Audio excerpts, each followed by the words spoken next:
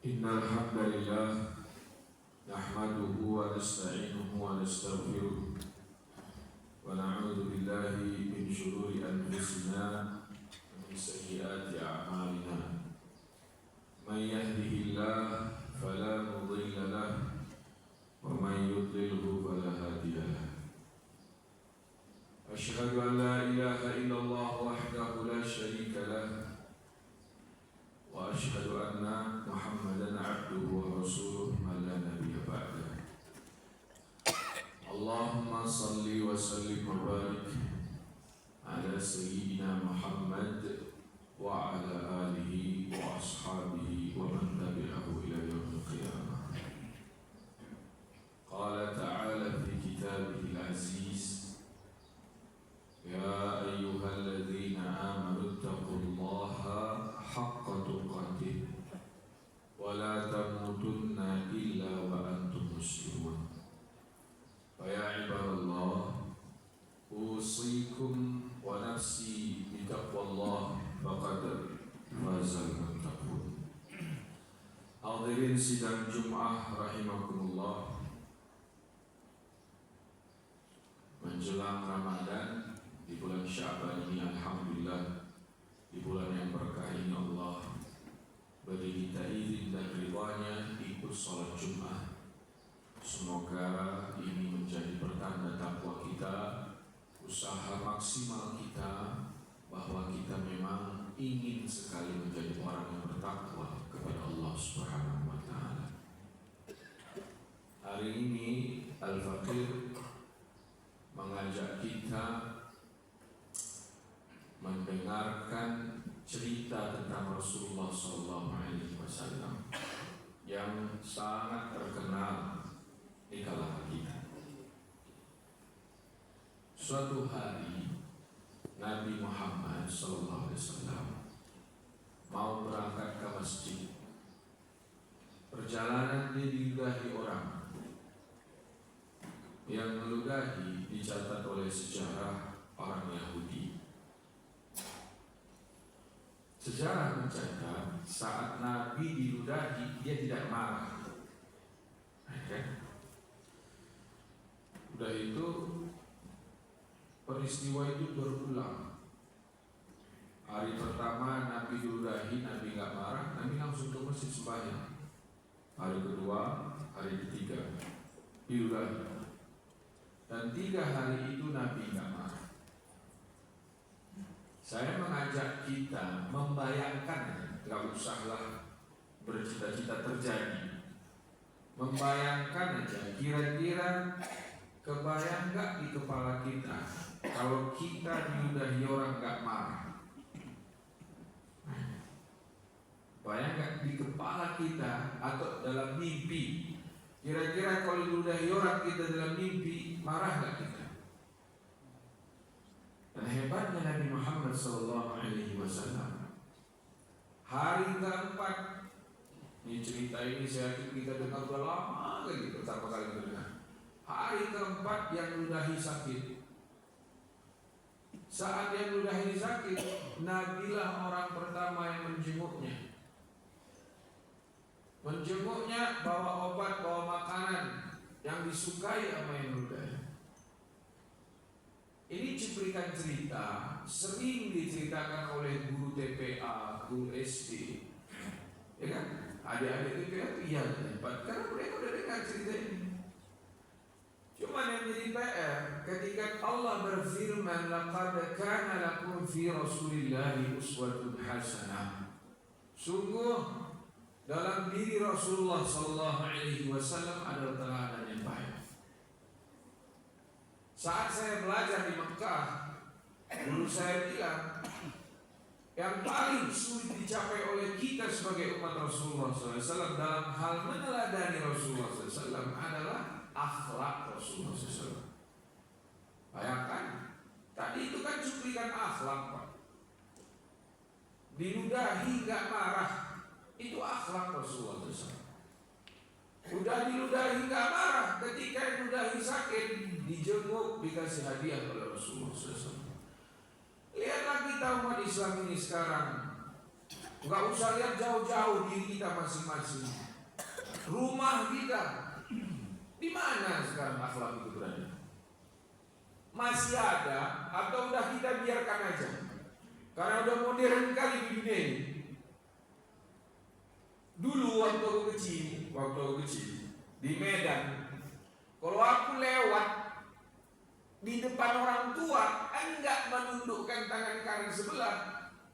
Dicubitnya aku, ditanya aku, anak siapa kau? Mana ada lagi sekarang orang yang menegur anak kecil kayak gitu? Di sekolah-sekolah kita, akhlak tinggal ditulis doang. Mana ada sekolah yang bikin standarisasi serius tentang akhlak adalah standar kelulusan dan value-nya diukur. Itu menular juga ke pesantren. Yang penting hafalannya bagus, suaranya enak, makhrajnya lulus. Akhlaknya belum tentu. Kemudian kajian-kajian kita di majelis taklim, di masjid, dibangun kurikulum membangun akhlak warga majelisnya, warga masjidnya, warga pesantrennya, masih jarang kita temukan. Banyak mimbar ini digunakan hanya kepentingan entah apa, bagaimana. Padahal Nabi Muhammad SAW bersabda, "Innama bu'itsu liutammima makarimal akhlaq." Aku ini diutus, kata Rasulullah SAW, untuk memperbaiki akhlak yang baik.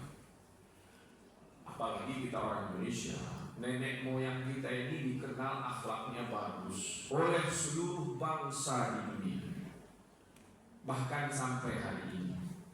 Ramah, tamah, pemurah, indeks warga negara paling pemurah di dunia sampai hari ini masih Indonesia. Maka saya mengajak ini dari mimbar khutbah yang luar biasa ini. Ayo saya dan kita semua kembali melirik akhlak Rasulullah SAW. Kita jadikan dia materi yang diulang-ulang, baik di majelis taklim, di masjid, di pesantren, di rumah. Kita hidupkan kembali akhlaknya baginda Nabi Muhammad SAW. Kecanggihan teknologi, pinternya orang sekarang, banyaknya orang sekarang, jauh-jauhnya orang sekarang sekolah entah kemana ke luar negeri sana. Pada akhirnya manusia yang paling jelek sekali kondisinya merindukan orang yang punya akhlak. Revolusi mental katanya negara kita. Tapi kita lihat realisasinya seserius apa. Nah, dari mimbar ini saya ngajak kita tentunya. Tadi kan cuplikan cerita, diludah, hina, nggak marah. Bukan cuma nggak marah ketika yang ludahi sakit, dia datang jenguk, bawa oleh-oleh. Kami ketika belajar riwayat ini, kesohihannya memang agak bermasalah ceritanya. Tapi sebagai penutup khutbah kita ambil satu cerita yang sahih. Saat itu Nabi kita Muhammad SAW lagi duduk-duduk di Masjid An-Nabawi bersama beberapa orang sahabat. Tiba-tiba datang orang Arab Badui. Arab Badui ini datang karena dia nggak tahu pula ya. Dia buka celananya, dia kencing. Di mana? Mohon maaf bahasa seperti itu. Di masjid. Seluruh sahabat yang melihat menarik pedangnya karena apa? Marah. Masjid Nabawi dikencing. Kata Rasulullah SAW, jangan marah, masukkan pedangnya. Saya Pak ya, ketika baca hadis ini, kalau mungkin kita yang agak logik ya, mungkin kita berdiri bilang bang toilet di sebelah sana. Ini tidak. Nabi kita Muhammad SAW membiarkan Arab Badui ini selesai di situ Pak. Buang hajatnya selesai, buang air kecil. Udah selesai, Nabi datang. Ini Arab Badui. Kalau Arab Badui itu kan sebelah orang Medan lah kalau ngomong. Aku mau cari Muhammad. Oh kata Nabi apa?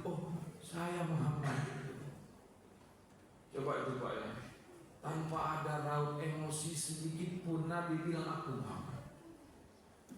Saya ketika baca hadis ini kayak mana cara mengamalkan? Kita kadang-kadang lupa gitu. Yang terhormat Ustaz Salman, lupa ya orang bilang gitu, udah tersinggung kita. Udah tersinggungnya bisa 17 hari 17 malam itu. Innalillahi wa inna ilaihi raji'un. Dan Nabi Muhammad, kalau ceritanya sahih hadisnya. Saya Muhammad, kata Rasulullah SAW. Apa yang bisa saya bantu? Oh Muhammad, ada orang datang ke kampungku ngaku-ngaku utusanku, katanya begitu tentang Islam. Iya betul.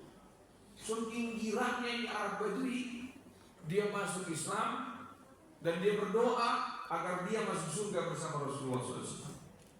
Ya, Nabi ini banyak sekali Pak, cuplikan-cuplikan cerita kayak gini di zaman Rasulullah SAW banyak sekali. Dan inilah yang membuat orang Arab jahiliyah Makkah Madinah tertarik memeluk agama Islam ini. Dan kalau kita baca sejarah Nusantara ini, dulu ulama-ulama yang membawa Islam ke Republik Indonesia kita cinta ini, mereka membawa dengan Al-Qur'an Karimah. Mereka bergaul dengan masyarakat, mereka berdagang dengan masyarakat, mereka duduk dengan masyarakat, mengenali karakter makna Indonesia dengan baik, berbaur, bercampur dengan karakter Indonesia dengan baik. Akhirnya satu persatu nenek moyang kita, kalau kami di tanah Sumatera sana rata-rata animisme, di Jawa ini ada Hindu Buddha, sampai juga di tempat nulis ada Hindu Buddha. Itu rata-rata kita dulu. Pelan-pelan semua yang masuk Islam. Berapa? Akhlakul karimah para pendahulu yang menyampaikan agama ke tanah kita yang kita cintai. Maka saya sekali lagi mengajak kita semua di rumah, di sekolah, di masjid, di madrasah, di TPA, ayo kita cek ulang seserius apa kita memperkenalkan, membangun dan mempraktekkan akhlak Rasulullah Sallallahu Alaihi Wasallam. Aqulu qawli hadza astaghfirullah li wa lakum wa lisairil muslimin fastaghfiruhu innahu huwal ghafurur rahim. Allahumma shalli ala sayyidina Muhammad wa ala ali sayyidina Muhammad.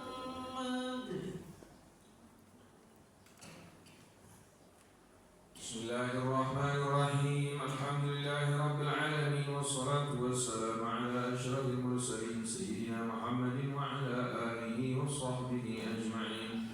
Asyhadu an la ilaha illallah wahdahu la syarika lahu wa asyhadu anna Muhammadan 'abduhu wa rasuluh. Qala ta'ala fi kitabihil aziz, ya ayyuhalladzina amanu taqullaha haqqa tuqatih wa la tamutunna illa wa مسلمون فيا عباد الله أوصيكم ونفسي بتقوى الله فقد فاز المتقون. وقال في آية أخرى إن الله وملائكته يصلون على النبي يا أيها الذين آمنوا صلوا عليه وسلموا تسليما. اللهم صل وسلم وبارك على سيدنا محمد وعلى آل سيدنا محمد. وارض اللهم عن كل صحابة رسول الله صلى الله عليه وسلم أجمعين، خاصة أبي بكر وعمر وعثمان وعلي ورضي الله عنهم أجمعين. اللهم اغفر للمؤمنين والمؤمنات والمسلمين والمسلمات من مشارق الأرض ومغاربها يا رب العالمين. اللهم أعز الإسلام والمسلمين، اللهم أعز الإسلام والمسلمين، اللهم أعز الإسلام والمسلمين واهد الكفرة والمشركين يا رب العالمين. اللهم انصر المجاهدين في كل مكان يا رب العالمين، خاصة في فلسطين يا الله يا رب العالمين. ربنا تقبل منا إنك أنت السميع العليم، تب علينا إنك أنت التواب الرحيم. ربنا آتنا في الدنيا حسنة وفي الآخرة حسنة وقنا وقنا عذاب النار وأدخلنا الجنة مع الأبرار يا عزيز يا غفار يا رب العالمين. عباد الله إن الله يأمركم بالعدل والإحسان وإيتاء ذي القربى وينهى عن الفحشاء والمنكر والبغي يعظكم لعلكم تذكرون. أقيموا الصلاة. الله أكبر الله